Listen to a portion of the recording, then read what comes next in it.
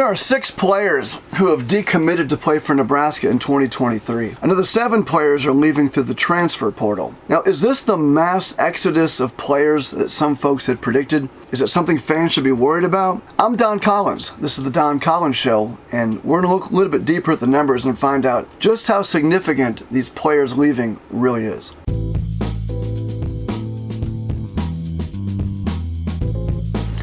Now, before we talk about players decommitting from Nebraska, I'd like to ask you to commit to subscribing to this channel and hitting the notification bell so you'll find out when I upload videos like this one if you like this content. And remember, between now and 1,000 subscribers, anybody that subscribes is going to be in the list of folks who are going to get something amazing, something Husker related, something free, just like I gave away all those free trading cards the last time, simply for being a subscriber to this channel.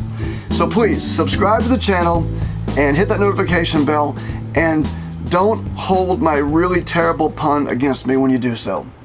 There are people who say that if Mickey Joseph was not retained as head coach at Nebraska, there'd be a mass exodus of players leaving that either would decommit or leave through the transfer portal.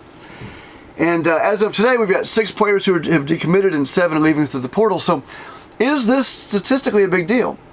Now, you'd have to be a fool, an absolute imbecile, not to notice that of the 6 that have decommitted, 4 of them are directly tied to Mickey Joseph.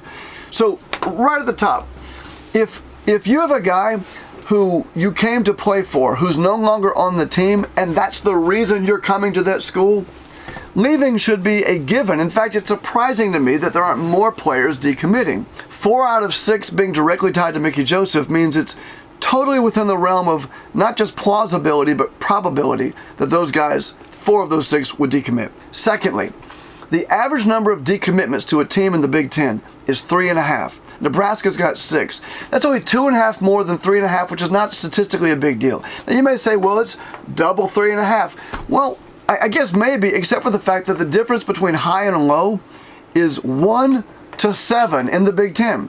Penn State has 7 players who have decommitted. Teams like Michigan State and Rutgers have 5. There are teams with 5. Nebraska's got 6, Penn State's got 7, and overall 3.5 being the average, not statistically a big deal. It's also not a big deal in terms of the quality of the players that are decommitting. The average player decommitting in the Big Ten has a star rating of 3.5. Nebraska sits at 3.67. Again, not statistically relevant. Now, when you talk about the transfer portal, there are some things these players have in common. I want to highlight this by putting the names up on the screen, and we'll first talk about some generalities. Number 1, on the list of 7 players who are leaving through the transfer portal, Dakotas Crawford, Camonte Grimes, and Alex Kahn have played exactly 0 downs of football as a Husker. Jalen Weaver has 1 game, Marquise Black has 2, and of the 2 that remain, Brant Banks and Ernest Hausman, you can only name 1, Ernest Hausman, who's had any impact on the team that Nebraska's going to miss and will have a hard time replacing. So when I look at this list of players, I'm actually breathing a sigh of relief that it's not more extensive with a higher caliber of player leaving the team. But on this list, there is one guy, Dakotas Crawford, I want to talk to you about, who's got something in common with Omarion Miller, who is decommitted. Omarion Miller went to school at North Caddo in a town called Vivian, which is just north of Shreveport, Louisiana. Shreveport, Louisiana is the hometown of Dakotas Crawford, who went to Green Oaks High School. It just so happens to be my hometown.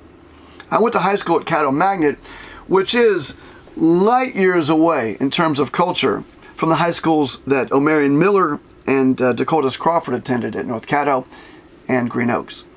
Now, the reason I want to highlight this is because some of you look at these names and you see positions and statistics and star ratings and all that. And if you don't understand that these are people and how people, especially young people, are feeling in certain circumstances, you might not understand why they're leaving. I mean, Nebraska's a great school, a great opportunity for a guy from Shreveport or from Vivian playing at Nebraska. You'd think would be a great honor. You'd love to play at Nebraska or have that opportunity. But living in Shreveport, the cultural distance or the cultural differences between Lincoln, Nebraska, and Shreveport, Louisiana, are vast. It's a gulf. The cultural differences are very large. But, and this is key, I lived in Shreveport for 13 years. I graduated from high school all 4 years at Caddo Magnet in Shreveport. And I'm embarrassed to tell you that I never knew a single player or person who attended Green Oaks High School. Now, why is that? That's because Green Oaks High School was out by the Cooper Road. The Cooper Road is a high crime area. It was a high crime area. I don't know about now, so if it's changed, someone can educate me. But when I was going to school, when I lived in Shreveport, the only time you ever heard about the Cooper Road or Green Oaks was crime related. And this is radically different than the experience I grew up in. And I've told my friends up here in Nebraska, if you want to find out what it's like and what cultural differences are like, you need to come down to Shreveport. It's absolutely a fascinating place to go. You can drive down the road, and on one side of the road, for example, Fairfield. If you're from Shreveport, you know exactly what I'm talking about. Drive down Fairfield. And if you are west or east on Fairfield, the neighborhoods are literally night and day. But I want you to understand the reality of the differences of the folks in the South, the cultural differences. They are real. It is the reality these players come from. Now put yourself in the shoes of a 17-year-old or an 18-year-old with all of his friends and family down there, and you've never played a game in Nebraska. Man, you should not be surprised these guys are transferring or decommitting. It's the reality of life as a young man coming from a radically different culture.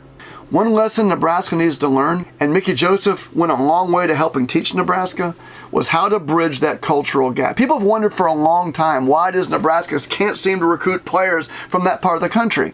Well, you know why? Because other schools in the Big Ten have figured it out. They have gotten folks on the staff who know how to bridge the cultural gap. It's a reality that Nebraska has not solved. Now, if Matt Rule is going to have any impact on the team, if Matt Rule is going to bring some players from those same areas, from those same cultural backgrounds, Matt Rule is going to have to do a very good job of having people on the staff who understand those differences and who can get in there and convince some of those players to come up and play for Lincoln. The biggest takeaway for me about all this is it's not a surprise. Statistically, the numbers really didn't shake out to be that big of a deal, but it does highlight, of the players leaving, most of those players are here because of Mickey Joseph. And moving forward, Nebraska can neither rely on one personality like Mickey Joseph to be that conduit, nor can it afford not to understand how to bridge the gap to find players of quality from the South moving forward.